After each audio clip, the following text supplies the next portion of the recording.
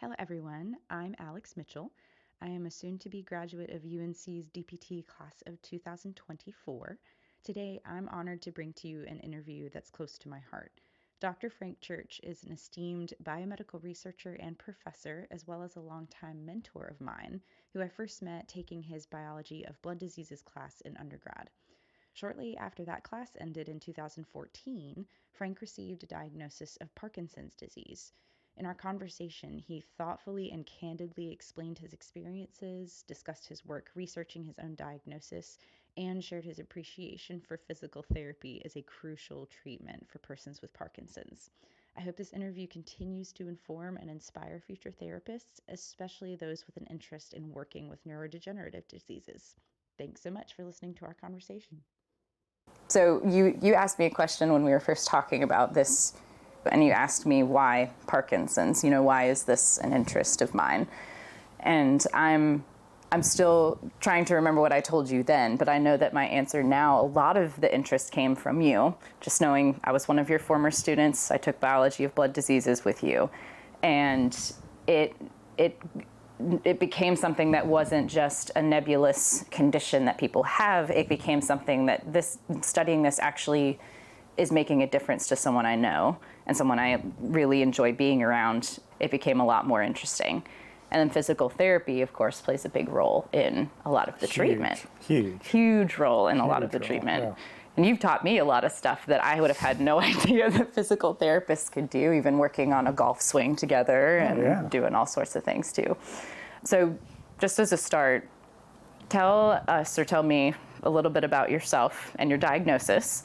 Are you able to tell me too about some of your research background in molecular biology and all that? Sure. Well, actually today, March 11th, is my 10-year anniversary of my diagnosis. Today, the actual day. God, that's wild. Isn't that crazy? That is wild. And I had this 2-page letter that I wrote my neurologist because it had been 2 years when they made the diagnosis. Really? Yeah. I didn't know it was that long. Well, I mean, it's like Parkinson's is made on the assessment of the patient. Mm-hmm. There's no blood test. There's no any test that tells you you've got this disorder. Right. And I had a swallowing defect. I was having breathing problems. I was having my neck, my whole right side was really, really stiff. Okay. And so I went through orthopedic surgeons. I went through ENT people. I went through gastroenterologists. I went through cardiologists. I did a stress test. And I ended up having my heart looked at to see if I had any heart disease. And cardiologist woke me up 20 minutes later and goes, "Your heart's beautiful. Here's your picture." Always what you like to hear when you go, He goes, "But I don't know what's wrong with you." And so my issue has become with physicians that are focused on their disease. They have blinders on. Right. And so the GI people only look at GI issues. And the cardiologist only looked at heart issues, and so on and so on. And so finally, this resident said, "You may have Parkinson's. Go see a movement disorder specialist." Wow. And my chief physician going, he's probably right. But it took 4 months to get an appointment. Golly. Jeez. And you had already gone through all these avenues of different specialists. I put back to Google enough. If you put in Google, swallowing defect, the differential is always ALS. Yeah. It's always this really bad disease. I'm like going, I know I don't have ALS. Well, I didn't think I did. And so I have this letter that I wrote to my neurologist 10 years ago today, going, "It's taken me 4 months to get here. Here's my problem." I wonder how many patients neurologists have that can do something like that, just have it all listed out. Danny was great. He was great. He was a good guy. And he sat there very calmly. It took him like 15 minutes. He didn't say a word. He just read. He shook his head. He underlined some stuff in the copy I gave him. He looked at me and he did a few simple tests and he goes, "I have good news and I have bad news." The good news is I can explain everything that's gone wrong with you. The bad news is you've got Parkinson's disease. And I knew what he was going to tell me. I just needed to hear it officially. Yeah. I had figured it out. And so I sat there, he did a few other exams. He said it's idiopathic. Yep, You probably don't know what caused it. You probably have young onset because you're 59. And we're going to give you a dopamine agonist. I went to drugstore, got it filled, took my first pill, and I swear to God, 20 minutes later, half hour later, it started melting, and I could feel myself. Wow. You know, coming back. That quick I'd not and felt that that way in sudden? 2 years. Wow, that's wild. It was the weirdest sensation. I mean, when the drugs start to work, depending on what your symptoms are, they go away. Wow. That's usually I mean, it sounds like it would almost be it would be conclusive if they knew that the agonist worked right away, that would be pretty inclusive of the diagnosis. Yeah. But the agonist over the last 10 years, people have found that it has a lot of side reactions, and they're not necessarily very good. Yeah. It leads to compulsive behavior, and people gamble. I mean, I saw that Porsche in the front yard. It's 10 years old. I've been looking at Porsches for at least a year before I had my diagnosis. Justification, you know. Yeah, yeah. I've thought about that. Oh. But the problem with Parkinson's is I've probably had it now, 10 years my diagnosis today. Sure. I've probably had it for 20 or 25 years. Really? Yeah. And I think back to 60, 40, you know, how old was I when I first started having these symptoms? Because what it is that your midbrain, the region making dopamine, starts to die. But it takes years and years and years for it to die. And only when you get to be 50 to 70% of it gone, you start getting these symptoms. That manifests more, yeah. Yeah, and so it takes years for most people to reach that point. And the scary thing is, I can think back in my career, you know, when did I not get a grant funded? You know, when did something not work well? And you know, because cognitive and stress and all these things can exacerbate all your symptoms. Would be hard not to think through. Yeah. You know, so go back in those things. I've actually mapped my career, and I kind of have a feeling this is about when it started. I think. Yeah. And was it a lot earlier on than you would have I expected? was probably in my 30s. Really? Wow. And there wouldn't have been any way to do the diagnosis sooner unless. That's the kind of question they don't have answers to right now. That's okay. They need blood tests. They need markers. There are genetic markers. So 23andMe, every time they get a new gene to test, I'll get an email going, you do not have this kind of Parkinson's. And so I've not found one genetic defect that I'm positive for. Interesting. Than the list that 23andMe has. Wow. For genetic diseases. And they've probably kept up with some of the markers and everything that there's ongoing research for too. But I mean, it's actually a pretty good company because they sell all the DNA they get. And you're not positive for any of the Parkinson's ones. No, not that I know of it. That's why it's idiopathic. It just happened, you know, and you know, I've had the conversation with my neurologist going, what about this when I was a kid? What about this when I was in grad school? He goes, it doesn't matter. Yeah. You did it. It's good that your neurologist has said, try not to worry. We're in the here and now. He was great because Frank, even if you figure out what it was, what difference will it make? It's a good point. That's a good point. So I've got another question too. So as a physical therapy student and one of your former students, I'd be curious to know a little bit about your experience with the disease. And you talked some about it already, but what's the specific type, if you know it, as far as the specific type of Parkinson's, and what are the symptoms that impact you the most? Okay. So if we had 10 people in this room with the flu, Yeah. we would all have the exact same symptoms. Exactly. If you had 10 people in this room with Parkinson's, we would all have 10 different types of diseases. Yep. It's the most bizarre disease because it's very heterogeneity to it. There's about 40 different symptoms, at least. My main symptoms are I have a tremor, a small tremor in my right arm. I'm stiffer here and here on my right side Okay. than on my left side. My voice has changed. And that's biggest impact for me teaching is I don't have the voice I used to have. Kind of the projection. Yeah, I can't. I don't. It's almost monotone. I don't have the facial expression. I've lost that. It was good when I was on the med school admissions committee because I could interview somebody. No one could ever tell how I The was poker feeling. face. Exactly. That's a good benefit, I suppose. I said it was awesome. How you know? I never could tell what you thought about me. I said, well, That's good, I guess. that's good. That is funny. But for teaching medical school and undergrads, you want to project your voice a little bit, and I had to go through something called LSVT loud. That's Okay. the very first thing I ever did, and it was by a speech pathologist, and we went through this whole thing about reading and trying to increase the sound of your voice, and I think it worked. I don't practice as much as I used to, but so I have this tremor. I still have this swallowing defect. Okay. Every now and then, something will get stuck, which is not good. No, not generally. It's usually a pill, and it'll take me a while, but I will cough it up.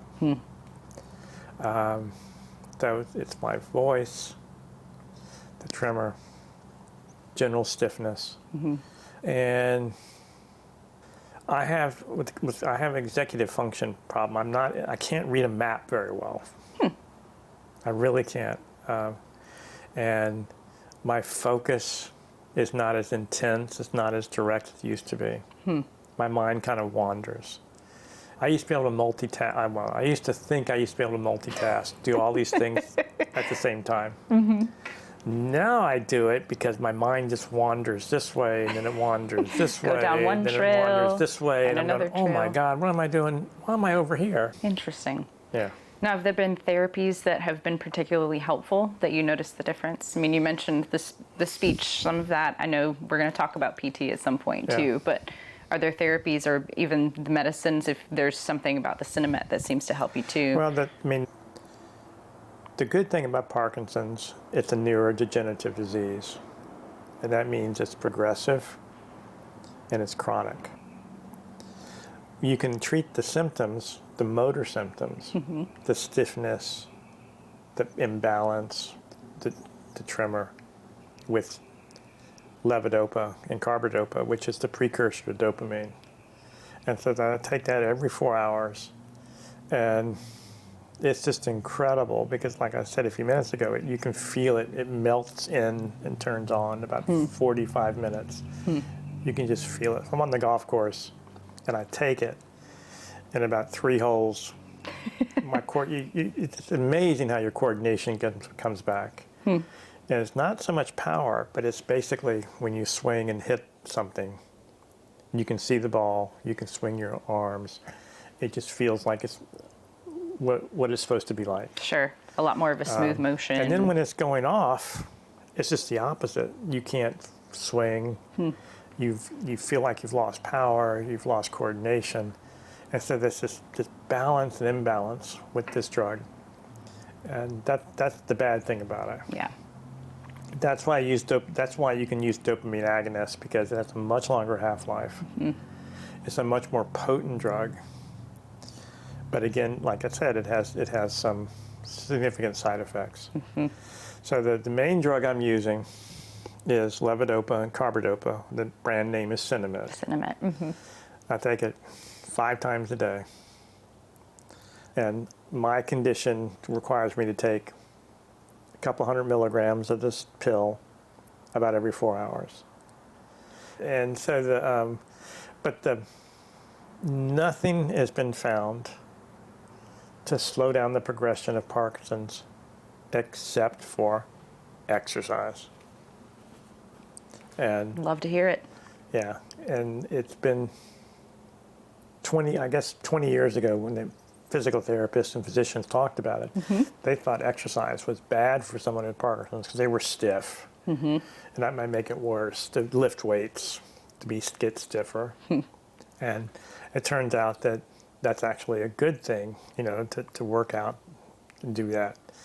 I've always been an athlete. I'm now a weekend warrior. And so tackling Parkinson's has always been important to me from the exercise standpoint.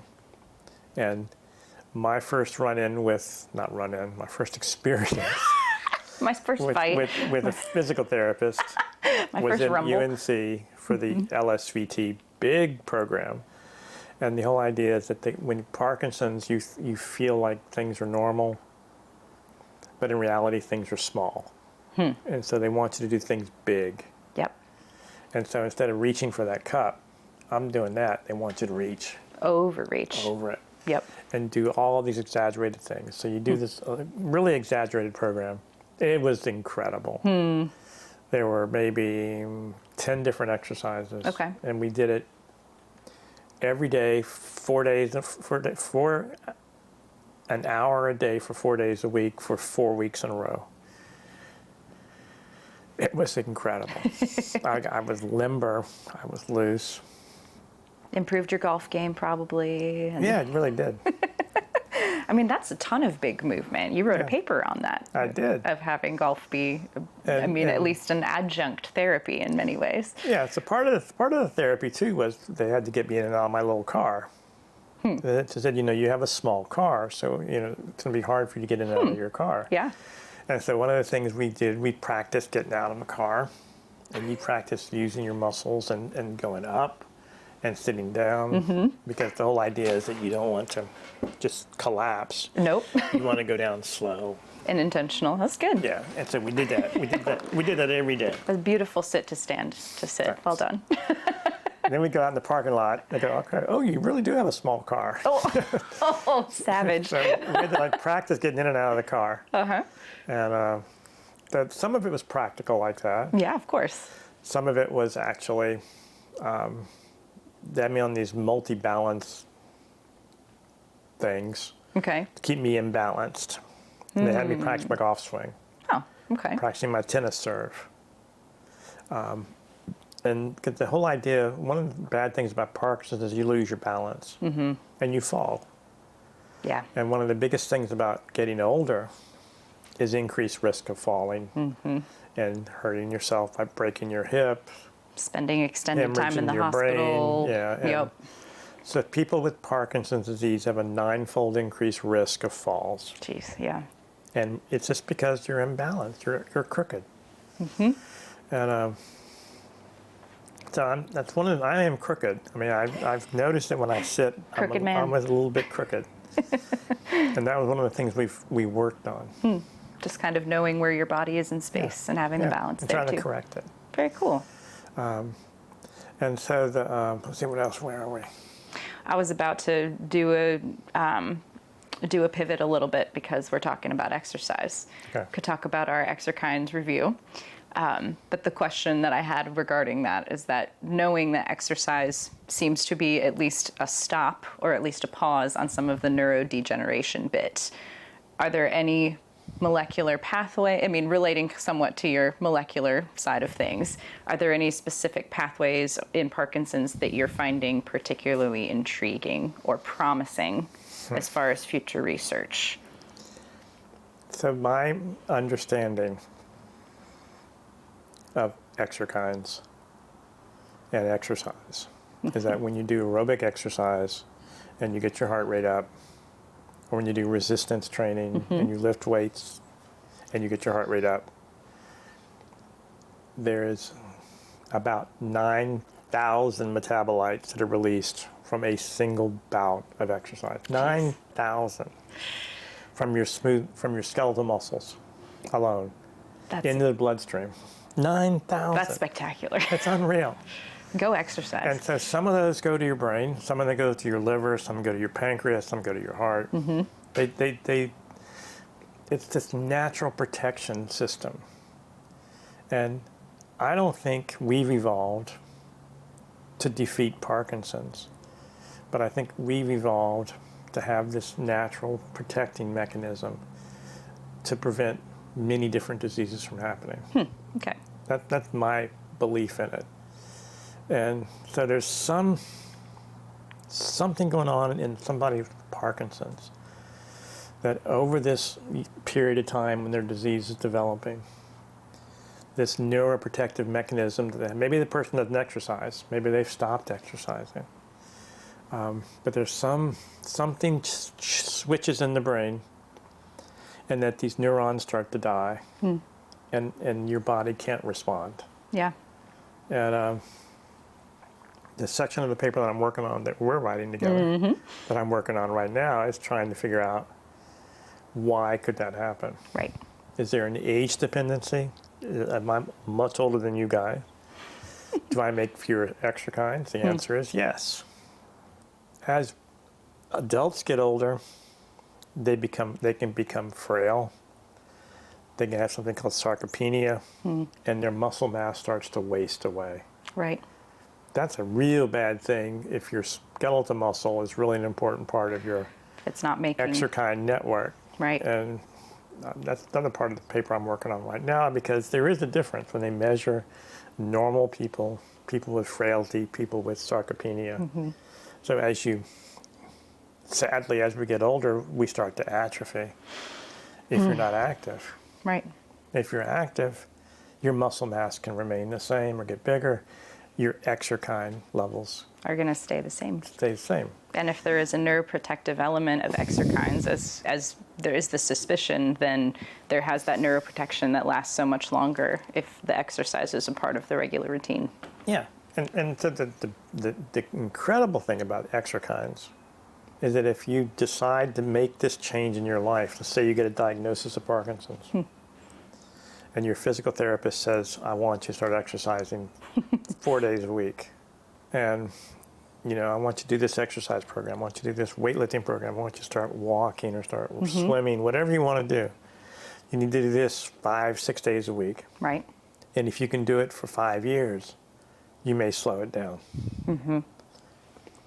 It's a lot to ask sometimes. I've been on these committees where these programs where I've been volunteers for an exercise program called Power Moves. And people will come in and say, I'm not going to sit on the ground. I'm not going to sweat. I haven't sweated since I was in elementary school and to eat.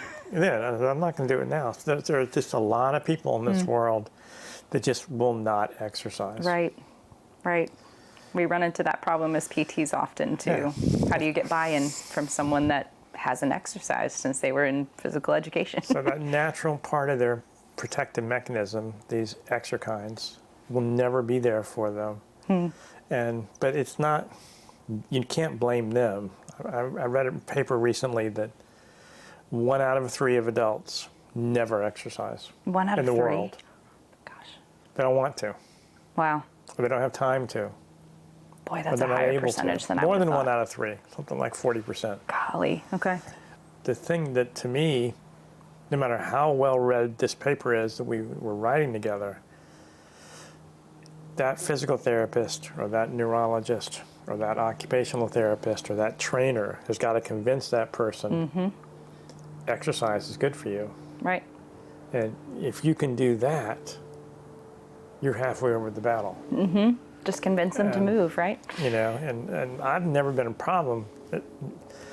Motivation, I can see why people just aren't motivated to exercise. I get that way. I'm that way right now. I don't. There are certain times I just don't want to do it. That could be the Parkinson's fighting back, Could be. because this disease wants you to be lethargic. It wants you to sit all day long and let him do whatever he wants, and you do nothing. And that's the worst thing you can do to have Right. Parkinson's, and they're all kind of, it's a terrible disease for a lot of reasons, and we can talk about that later, but it's really, really a bad disease. Yeah. Yeah. I mean, it's like a devil on your shoulder just whispering in your ear, don't do this. Don't do this. Keep saying it. Keep sitting down. Let me do the thing, and it'll eventually wear it down. That's awful.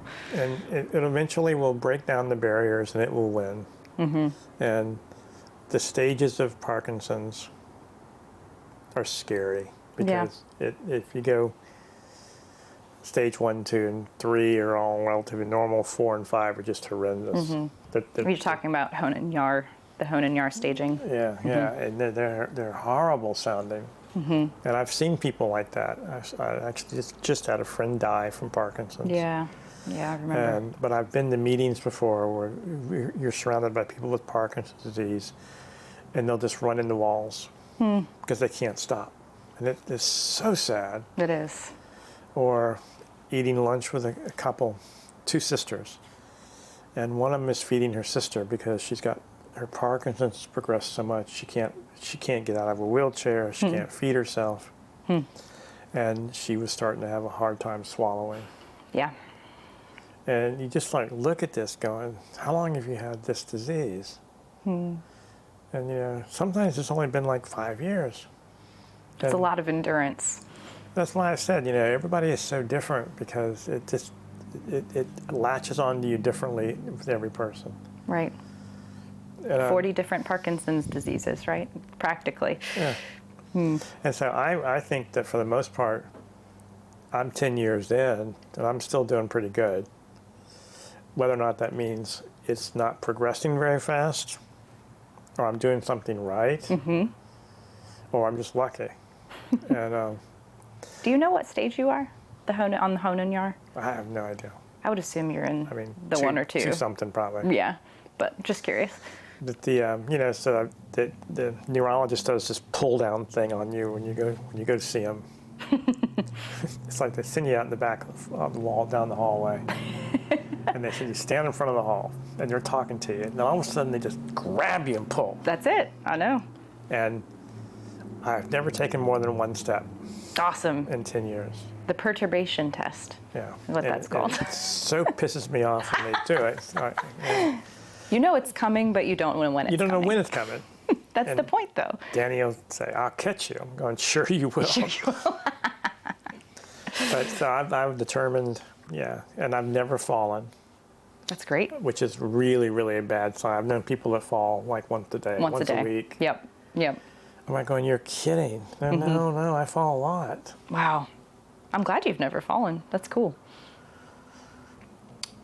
In what ways, I liked this question, I'm curious of your answer. In what ways do you think your firsthand experience with Parkinson's enhances some of your understanding of the disease compared to other Parkinson's researchers that don't have an experience with it? Well, because it was... I read something with the standpoint of, I want to learn about me from that paper. When one of my sisters was diagnosed with breast cancer, I switched part of the lab into cancer research because it so made me angry that one of my sisters had cancer that I was going to find the answer. And that was a similar kind of thing I did with Parkinson's. I wrote a blog post about comparing Alzheimer's to Parkinson's, and they're very similar mechanistically, but they're different parts of the brain, different parts of this and that, different proteins are aggregating. And so the whole process is very different, but anybody that makes an advance on Parkinson's helps people studying Alzheimer's. And anybody working on Alzheimer's makes an advance, helps people to work on Parkinson's, because they're all neurodegenerative. Right. And so I think that they share that common theme. And but so when I was diagnosed, I still had an active lab group. We were still publishing papers on thrombosis and on blood clots. And as I made this decision to phase out, I knew what I was going to do is scholarship on Parkinson's and just study what the mechanism was, how it relates to me, and write papers on things that I thought, if it's helped me, it could help other people. Makes perfect sense. And that's where I got started on the exercise and different therapies, different modalities. And so the very last undergrad in the lab group was the very first paper I had on Parkinson's. There was a thesis. It was a theoretical idea, and I've been kind of nice to see that other people have taken off on this hypothesis that we wrote about. Because I wasn't going to study it. I wasn't going to get into the mouse brain or the human brain like I had for thrombosis. We had done so much. It just was not going to be possible at my age and my career stage to actually write grants and switch the lab. Yeah. But I could write review articles about topics like that and theoretical ideas. And that's how we got started. I think it would be a really cool thing for physical therapists to want to spend part of their career dealing with Parkinson's. Because it is a movement disorder, first of all. And you would not believe the amount of good physical therapists have done for me. And I've worked now with 5 of them. And some in California, some in Arizona, some in North Carolina, and actually one here that's just spectacular. And so I think the attitude of a physical therapist, if they can understand something about Parkinson's, it could really, really help that person. And because you can't believe what it feels like to work out for an hour and to not be stiff. And you walk into that physical therapy room and they have focused their hour on you, and when you walk out, you're feeling almost normal. There's no other feeling like that. And the physical therapist can make you do that. They can make you do the exercises. They can make you do the stretch. They can help you do the stretches and help you do the exercises. And I can't imagine how gratifying that must be from the physical therapy standpoint, to know how much you've helped that person. Right. And so I think it'd be very rewarding to be not solely focused on Parkinson's, but at least have that aspect. I think it would be very beneficial and a win-win scenario for the physical therapist and the patient. I would certainly agree. I hope I get the chance to go into some of the special stuff. I want to listen. I want to try the power moves. I want to try. I mean, there's so much good that we know we can do. I did want to talk about your blog. I write about all kinds of things. I write about all kinds of stuff. From very important science to very non-important stuff like songs and music that I like. Encouragement. And I had this bout of not being able to sleep, which is one of the big problems with Parkinson's, is your ability to sleep. And I had a couple sleepless nights. And I wrote down all my favorite Eagles songs. And all the favorite lyrics from all the songs. And rank them and everything. Some people said, that was the greatest blog. I had forgotten about that song. That's awesome. Yeah. People were grateful for the deep cuts. Oh, yeah. But I spent 2 solid nights just replaying all these old Eagles songs. And so the blog has been very, I think, really, really important for me professionally and personally, because it's my new academic setting. It's what I do instead of being a teacher, being a scientist, being a researcher. I write a blog. And so I spend a lot of time writing things. One of the interesting things about Parkinson's, it could be an autoimmune disease. And that really shook me. It's an interesting never thought really heard process. about that. Right. But the immune system can be a little bit haywire. And you could be making antibodies and making your attack on your own dopaminergic neurons. And so those are the kind of things I read about. Right. Right now I'm reading about the baroflex response. And so when you lay down on the ground and you're flat, I get dizzy. And because your blood pressure system is made to keep you balanced. When you lay down, most people don't get dizzy. Right. But most people with Parkinson's have got a little bit of disturbance with their circulation system. And so you lay down, or you put your head lower than your waist, you may get dizzy. Interesting. And some people have it. Some people have it really bad. Huh. And I actually haven't heard of that. It's yeah, really so interesting. if you're a physical therapist and you have a Parkinson's patient, you get them to lay down. They go, "Wait a minute, I'm dizzy." Yeah. You know what the problem is. Interesting. Have them like on a mat table, and that might happen. And you can lower your blood pressure, or you can raise your blood pressure. I forgot. Yeah, you got to raise it. Yeah. And that's something that you're able, the information you can, as you're researching, Yeah. disseminate it out on the blog. Yeah. I'm sure the networking is wonderful So, too. you know, a few people have written about it. Okay, when you write about this, I gotta learn about it first. Yeah. Get me on the starting block, right? Chronic pain is the one that I've been trying to read about for about a year. Because there's a lot of problems with Parkinson's leading to chronic pain. And when you think about it, you're continually stiff. No matter Right. how loose you get, how flexible you become, this 20 minutes later, this is now stiff again. And is that contributing to chronic pain? And dopamine, upwards and downwards, is involved in all the different pathways of pain mediation. And I just don't understand it. My brain's just not working. I'm not smart enough to figure it out Oh, yet, but geez. it's really complicated, the whole pain process, how neurotransmitters work. Yep. The pain And- neuromatrix is be above my pay grade for sure. I know it's above mine. And so once I figure it out, I'll write a blog about it. There you go. And so yeah, so I do funny things, but I'll spend too many hours working on it. You say too many, but you're a Yeah. retired guy. You said weekend warrior, I have all so the time. yeah, that's right. Nothing else to do. Yep. And you stay up late too, so what else? You could keep writing the blog. Do you just follow blogs and whatnot too? Blogs and other journals and everything just to keep the research up to date? Yeah, I follow the blogs. Yeah, there's a lot of people that blog about Parkinson's. Mine is routinely rated in the top 20. I don't know how they rank them. Yeah. And I'm on Stanford Medical Center's website for neurology. Really? Movement disorder. They love my blog. Well, I got to get to work then. Yeah. And let's see. So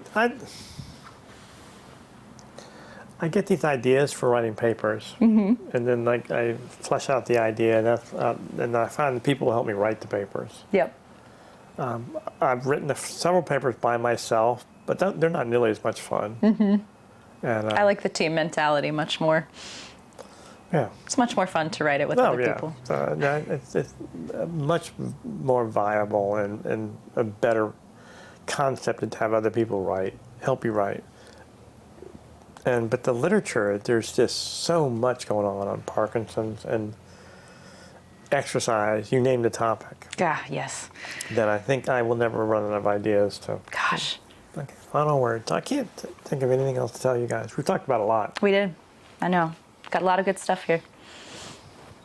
I'm perfectly happy to wrap it up there, but wanted to give you the metaphorical mic to wrap it up any way you wanted, if you wanted to. Oh, God. Just don't give up. Sounds good. That's the thing. My advice to everybody with Parkinson's is be persistent.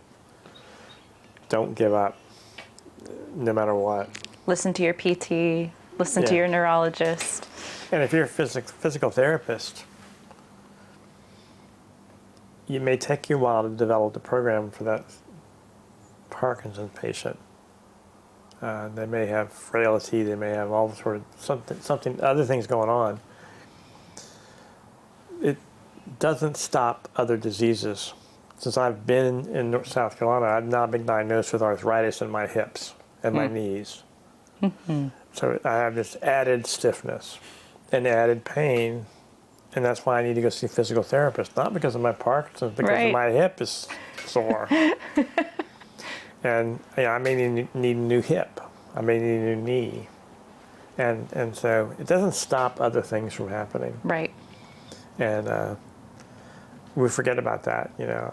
All I do is complain and talk about having Parkinson's, but there may be other things going on that are slowly creeping up on me. The comorbidities that complicate things. Yeah, and so it's important. Don't give up. If you're a student, get your degree. Physical therapist, if you get a Parkinson's patient, they may be a real big problem initially. Get their program developed, get them to do it, get them to like it. But once you get them liking it, they're not going to give up. They'll get better. That's encouraging. Thank you so much. Thank you. I appreciate you hosting. Great to see you in wonderful South homes Carolina. here. Yeah, Thanks. I know. It's good to be here. Thank Thanks you for for all coming. this too. You're welcome.